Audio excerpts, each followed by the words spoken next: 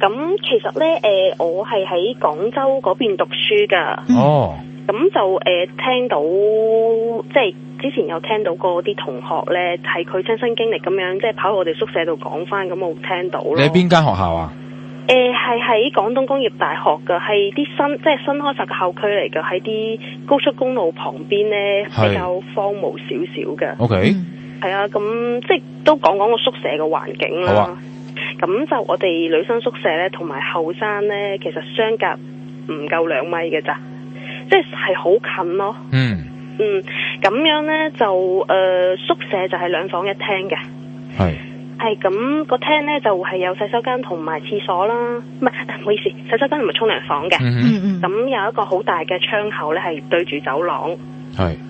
係咁，我就聽，即係因為我個朋友咧，個同學咧係嗰間宿舍咧，佢個房門咧係啱啱對正個窗口㗎。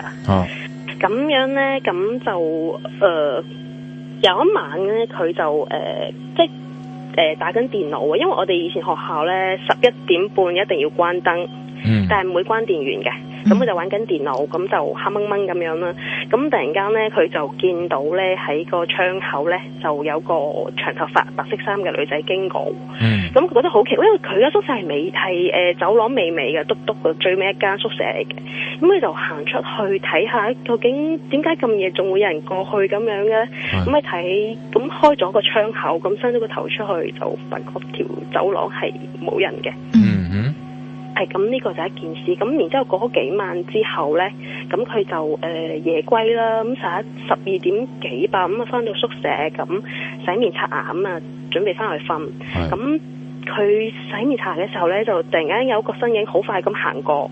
咁其實開頭嘅時候，佢以為係佢哋宿舍咧啲同學咁樣可能夜歸啦，咁就翻宿舍嘅。咁起頭佢都覺得冇乜嘢㗎，咁佢就翻入宿舍嘅時候咧，因為我哋宿舍裏邊即係一間房裏邊係有嗰啲舊式嗰啲上下床嗰啲碌架床㗎。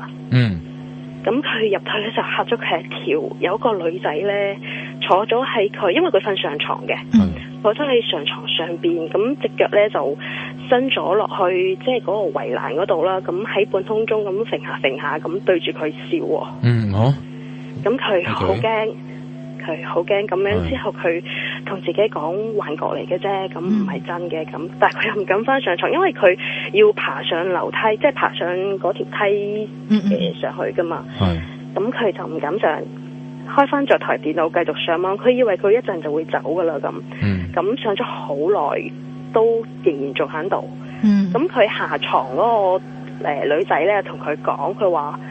覺唔覺得間房好似有啲奇怪咁樣？然之後咧，咁我個 friend 就同佢講翻幻象嚟嘅，唔係真嘅，你早啲瞓啦咁。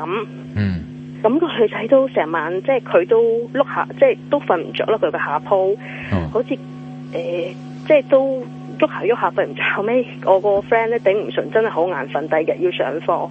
咁佢就頂硬上啦，咁都要爬上去噶啦，就眼角咧都睄到。嗰個女仔咧係望佢嘅，係好清晰，成個女仔出現咗咁樣嘅。係，佢話見到嗰個女仔係甚至係即係對住佢微笑咁樣噶，佢話好驚，佢手震腳震噶啦已經，咁就嗱大被冚個頭啦，咁就即係心裏邊諗幻覺嚟嘅啫，都唔會係真嘅咁。咁隔咗佢自己都唔知幾耐，然之後咧佢拿翻開張被。發覺咧嗰個女仔就瞓咗佢隔離，面對住佢，對住佢笑喎。佢好之後佢就即刻再係冚翻埋個頭咯，就不停咁同自己講幻覺嚟嘅啫咁。然之後到幾時可能佢真係好攰咁樣瞓着咗啦。咁到第二日咧，佢下鋪嗰個同學啊，即係下鋪床位嗰個女仔咧。就發晒癲咁樣咧，跑去學校度咧，要求退學咯。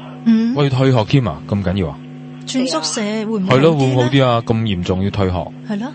唔知好似佢發晒癲咁樣，一定要退。後尾啲屋企人都嚟埋帶佢走啦。咁點解會發生呢啲事咧？知唔知嗰個地方有冇咩問題？間學校有冇前因係後果咁樣咧？其實我即係都冇去深入了解過，因為始終都係新學校啦。咁之前嘅傳聞都即係呢類型嘅傳聞都係比較少噶。係咯，好似我都係第一次聽，我自己覺得好驚。咁你自己都喺嗰度讀噶嘛？係咪？係啊，但係我自己就冇遇過呢啲事噶。不過有時就真係學校比較陰森啲，因為前後左右唔係即係左右同埋自己，包括自己宿舍後邊都係啲山叢咁樣，會覺得氣氛係有啲。抖音